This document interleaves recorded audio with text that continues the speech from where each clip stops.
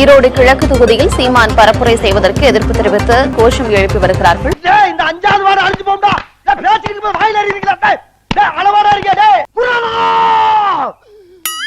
இதுக்கு மேல தாங்க முடியாது. எத்தனை ஒரு பஞ்சாயத்தடா முடிச்சு வச்சு பாரு நமக்காக அம்பட்டு பெண்ணும் பிள்ளை குட்டியோட வெயில்ல காத்து கிடக்குறாங்களே. நாம் தமிழர் கட்சி ஒருங்கிணைப்பாளர் சீமான் மீண்டும் சொல்லுகிறேன், நீ பழைய சாமான். தந்தை பெரியாரை பற்றி கேவலமான முறையில் பேசிக்கொண்டு தமிழ்நாட்டில் அரசியல் செய்து கொண்டிருக்கிறார். இதுக்கு தமிழ்நாடு மக்கள் இதுக்கு தக்க பாடம் புகட்ட வேண்டும். கையில கடிச்ச போன தொண்டை கடிச்சிடும் உன்னை.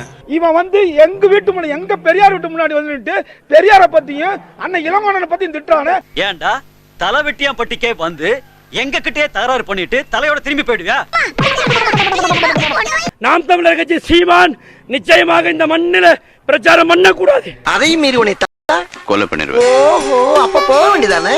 தந்தை பெரியாரை பற்றி கேவலமா பேசிக்கொண்டு ஓட்டு கேட்டு ஈரோடு கிழக்கு மக்கள் வரான். இந்த கிழக்கு தொகுதி மக்கள் சீமான் கட்சிக்கு வாக்களிக்க கூடாது. குடும்பத்துல அவ்வளவு கொல்ல வெறியில இருக்கானுங்க நம்ம மேல. ஒரு நாள் பாப்பாங்க, 2 நாள் பாப்பாங்க, 3ஆம் நாள் வெஸ்த வச்சு கொண்டு விடுவாங்கடி. எங்களை தூக்கி சுடுகாட்டில் போடுங்கள். ரோட்ல போட்டு விட்டீர்கள், இனி சுடுகாட்டில் போட வேண்டியதான். ஒண்ணு போட்டு விட்டு போங்கள். அவர்களுக்கு வாக்கை போடுங்கள், எங்களுக்கு வாக்கரிசி போடுங்கள். சுடுகாட்டுக்கு சொல்லியாச்சா? நம்மளும் ஆரோக்கியமா பேசுவோம். நீ பெரியாரை பற்றி இழிவா பேசுன, ஆதாரம் கூட எல்லாரும் கேட்கறோம். அதுக்கான ஆதாரம் உங்ககிட்ட தான் இருக்குதுங்கிற, எங்க கிட்ட இருக்குதுன்னு நீ திருப்பி சொல்ற. அப்ப என்ன நீ சொல்ற? மலையாளம் பேசிவிட்ட உனக்கு என்ன தகுதி இருக்குதுன்னு நாங்க கேக்குறோம். அப்ப எனக்கு இல்லங்கிறியா? இல்லன்னு உனக்கே தெரியாதாடா? அப்ப நீ பேசுவ, பேசிக்கிட்டே இருப்ப, நாங்க எல்லாரும் பொறுத்துக்கிட்டே இருக்க முடியுமா? செருப்பால் அடிமா நீங்க பார்த்தா செருப்பால் அடிங்களா நீங்க? இவ்வளவு வீராவேசமாக பேசுகின்ற சங்கி சீமானுக்கு ஈரோட்ல பிரச்சாரம் பண்ணக்கூடாது அப்படின்னு அங்க இருக்கின்ற பொதுமக்கள் வீதியில இறங்கி செருப்பு கழட்டிட்டு துரத்துறாங்க.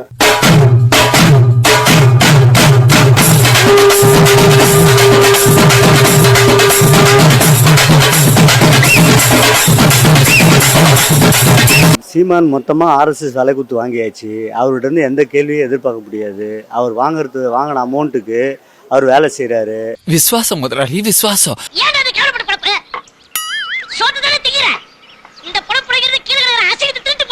சீமான ஒரு காலத்துல தமிழ்ன்ட்டு அவங்ககிட்ட இருந்து நல்ல நிதியை வாங்கிட்டாரு. நிதி ஆதாரத்தை வாங்கி அது மூலயமா கொஞ்சம் கட்சி வளர்ந்த பிறகு இப்ப RSSல மொத்தமா அடகு வச்சு ஒரு அமௌண்ட்டை வாங்கி எல்லாத்தையும் பாக்குறாரு. இந்த பொழப்புக்கு 4 பேர் பொழைக்கிற மாதிரி கிகோலோ பையா அண்ணன் மகன் கார்த்திக் வந்து பேசுனது, அந்த அவர் முன்வைத்த கேள்விகளுக்கு எந்த கேள்விக்காவது சீமான்ட்ட பதில் இருக்குதா?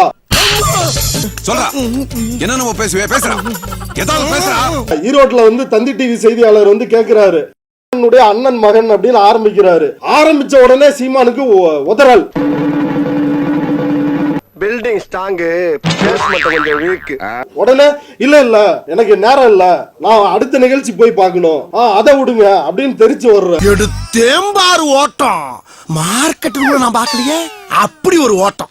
அடுத்து புதிய தலைமுறையில இருந்து வந்து கேக்குறாங்க, என்னங்க இப்படி என்னுடைய அண்ணன் மகன் இப்படி சொல்லிருக்கிறாரு, அந்த பேரை எடுத்த உடனே அவன் கிடக்குறான் இந்த பையன் அப்படின்னு சொல்லிட்டு தெரிச்சு வர்ற. உனக்கு ஏன் இந்த பயம்? ஏண்டா வர்றேன் போறேன் 5 நிமிஷம் 6 நிமிஷம் அடிச்சா பரவாயில்ல, 1 மாசம் 2 மாசம் கொண்டு போய் விடாம வச்சு அடிக்கிறீங்க.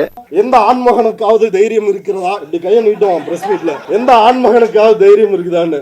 எல்லா மகனுக்குமே தைரியம் இருக்குது, நீ வரியா இல்லையா விவாதத்துக்கு? அதான் கேள்வி. வாய்ப்பில்லை ராஜா, வாய்ப்பு கிடையாது.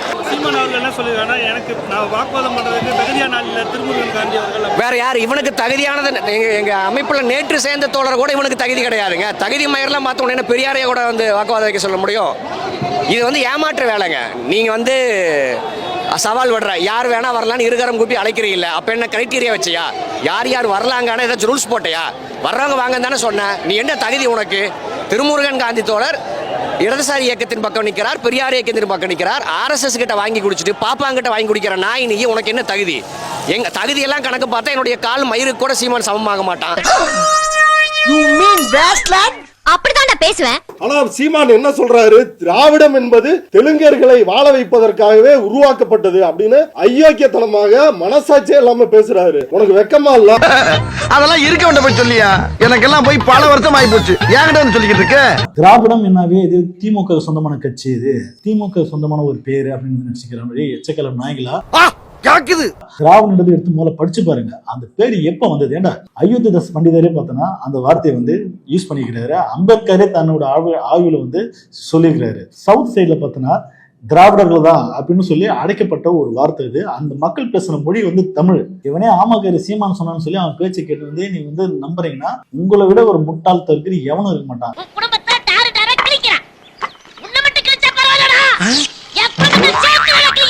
இப்போ வந்து ஒரு சின்ன எக்ஸாம்பிள் சொல்லலாம். தொல்காப்பின்றது ஒரு தமிழ் சார்ந்த ஒரு வார்த்தை. தொல்காப்பியம் வந்து நீ சொல்லாதீங்க, இனிமேல் வந்து தமிழ் காப்பின்னு சொல்லணும்னு சொல்லுவீங்களா? இந்த மாதிரி சொன்னா எவ்வளவு பேர் முட்டாள்தானே, எவ்வளவு பேர் மட்ட சாமரடி தானே. இது மட்டும் இல்ல, இன்னொரு எக்ஸாம்பிள் சொல்றேன் கேளுங்க.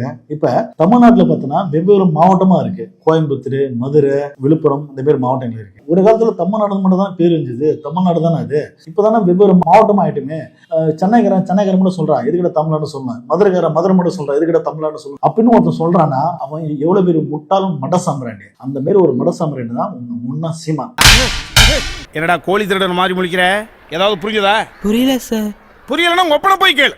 இது புரியலன்னா உனக்கு எதுவுமே புரியாது. தமிழ்நாட்டில் மட்டும் விஜயலட்சுமிகள் இல்லை, ஈழத்திலும் விஜயலட்சுமிகள் சீமானால் பாதிக்கப்பட்டு இருக்கிறார்கள். இவனை இப்படியே விட்டா ஊர்ல இதே பண்ணிட்டு தெரியுமா?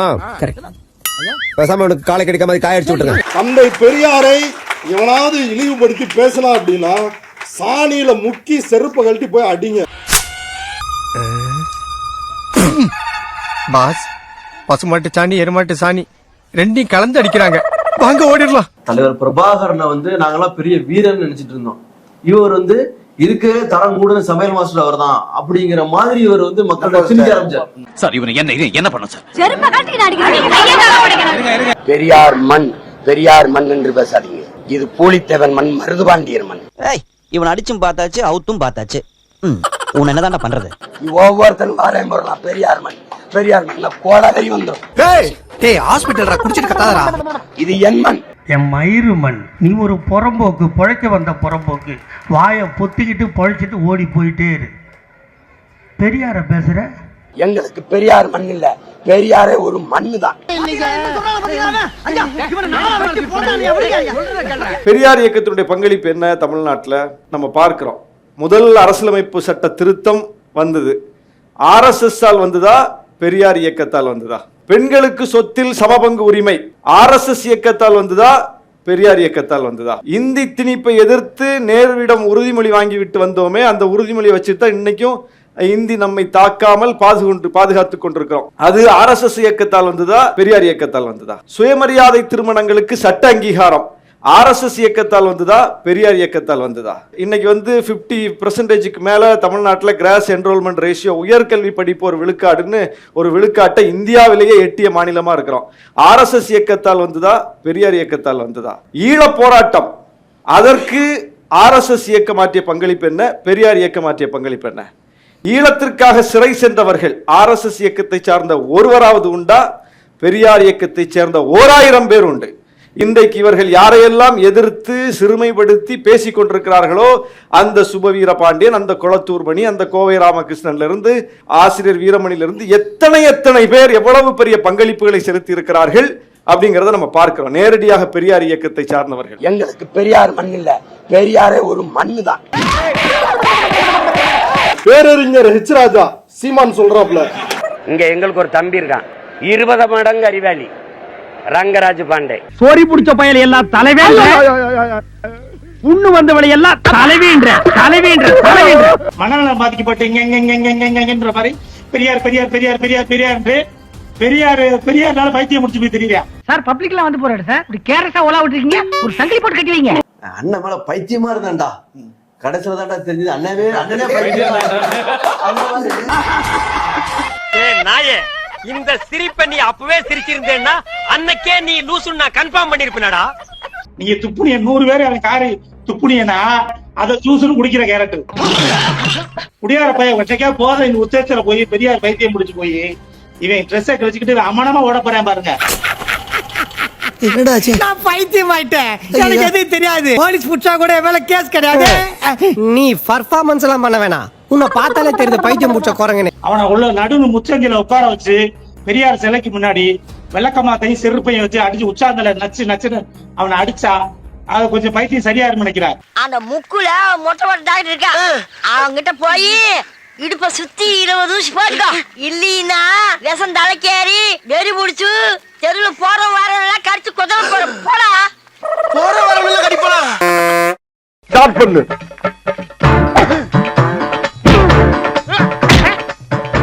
இங்கிட்டு வா. அப்படியா. படைக்கலடி. மண்டையில மட்டும் அடிச்சிடாத. குலக்கேசல் உள்ள போயிருவேன். சரியா? உங்க வீட்டு பிள்ளையா நினைச்சு எல்லாரும் என்னை மன்னிச்சிருக்க.